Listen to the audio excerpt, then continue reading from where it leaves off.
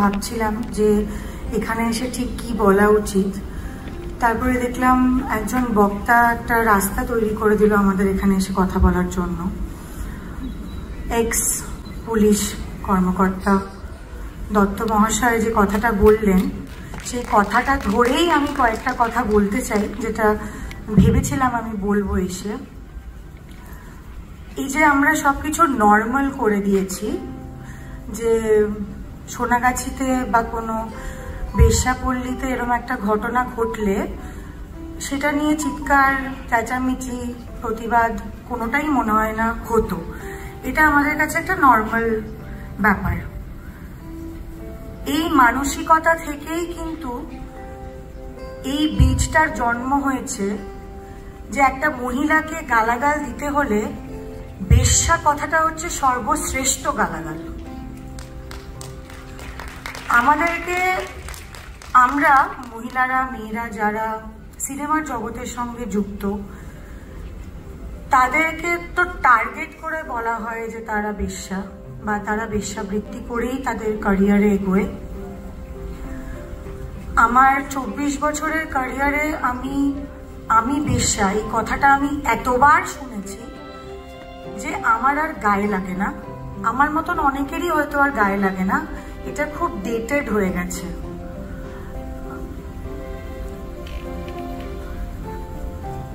এই লাস্ট হয়তো 1-2 বছরে কোভিডের পরেই মেয়েদেরকে টার্গেট করে একটা নতুন রকম গালাগাল আমি দেখছি মানুষে দিচ্ছে।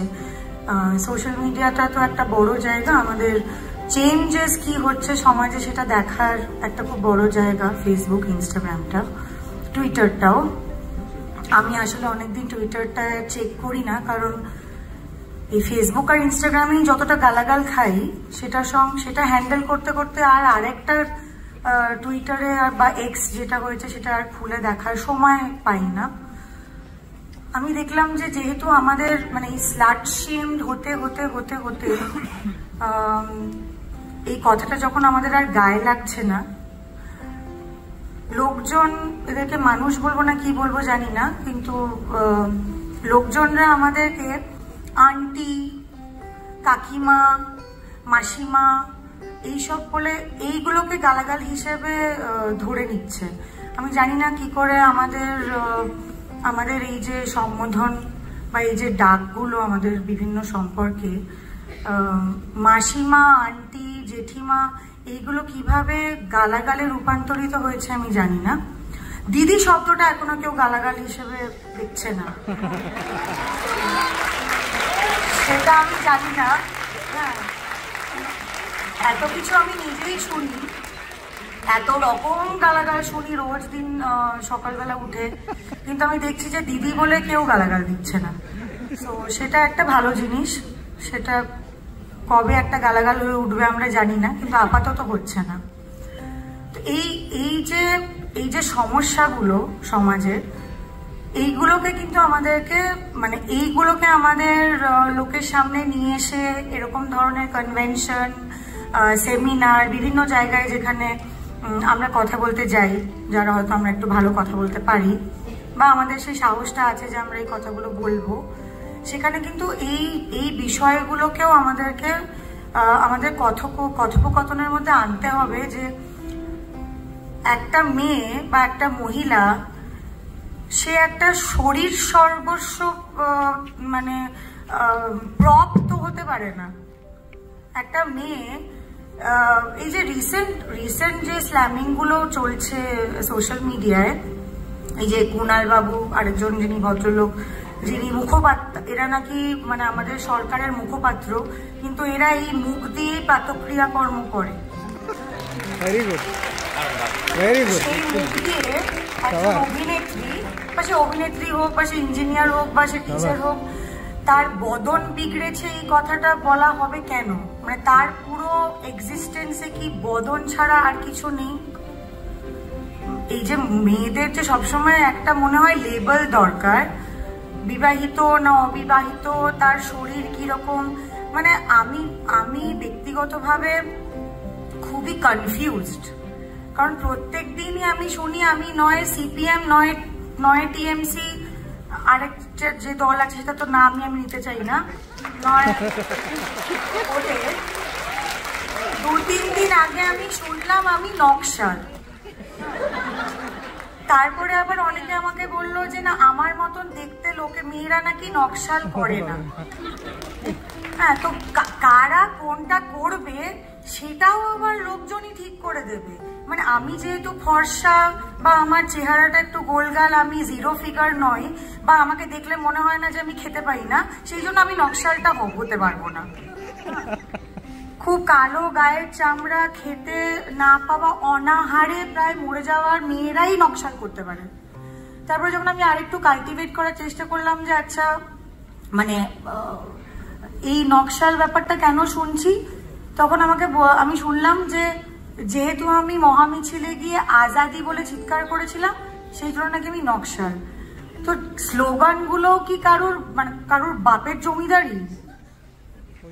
কারুর বাবারা কি এই স্লোগানগুলোর মানে নিয়ে রেখেছে কপিরাইট? যে জেএনইউতে বলা হয়েছিল, তাহলে আর মানে আমরা এখন এটা কেন ব্যবহার করতে পারছি? তাহলে গান্ধীজির বলা কথা বা নেতাজির বলা কথা কোনো কিছুই তো আমাদের এখন তাহলে বলা উচিত না, কারণ ওগুলোও তো তাহলে ওনারা কপিরাইট নিয়ে রেখেছেন।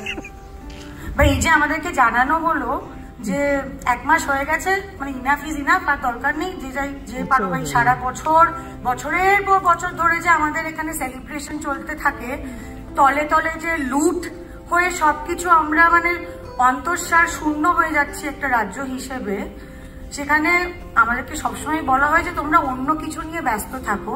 তো ওই 1 মাস হয়ে গেছে, ওই লজিকে যদি আমি যাই, তাহলে তো আমাদের ইন্ডিপেন্ডেন্স ডেও সেলিব্রেট করা উচিত না, তাহলে আমাদের রিপাবলিক ডেও সেলিব্রেট করা উচিত না, তাহলে আমাদের 21শে জুলাইও সেলিব্রেট করা উচিত না, কারণ এগুলো অনেকদিন আগে হয়ে গেছে।